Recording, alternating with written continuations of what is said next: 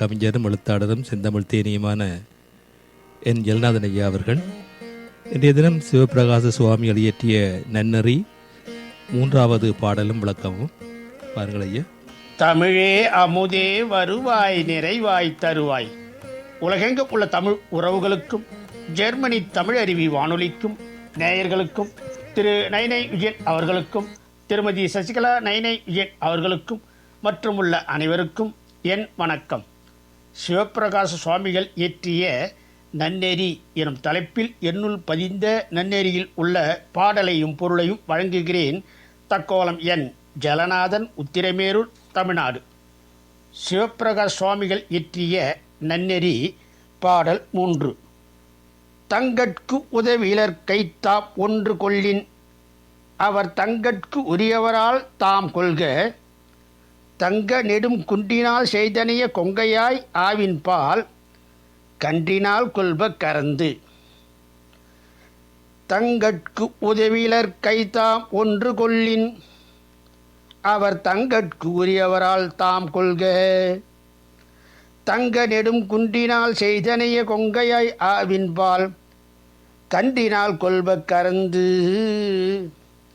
நெடும் தங்க குன்றினால் செய்தனைய கொங்கையாய் பொன் மலையால் செய்தது போன்ற தனங்களை உடையவளே, ஆவின் பால் கன்றினால் கறந்து கொள்ப.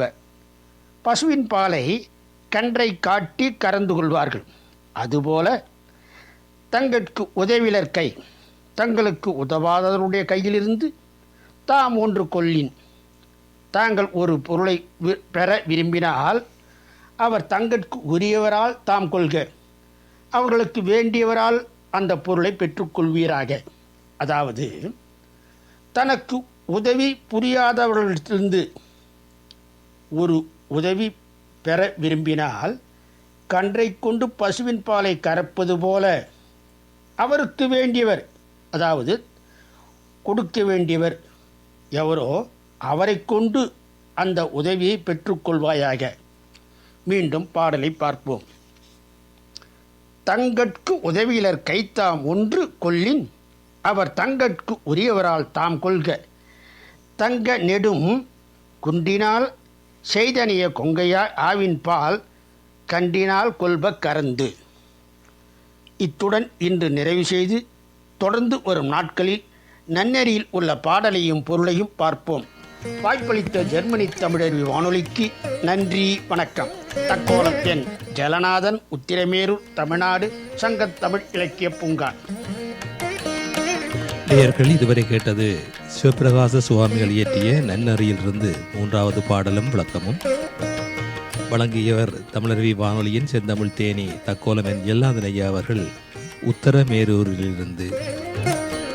நன்றிகளையே மீண்டும் மீண்டும் இணைந்து சிறப்பியுங்கள். நன்றி, வணக்கம்.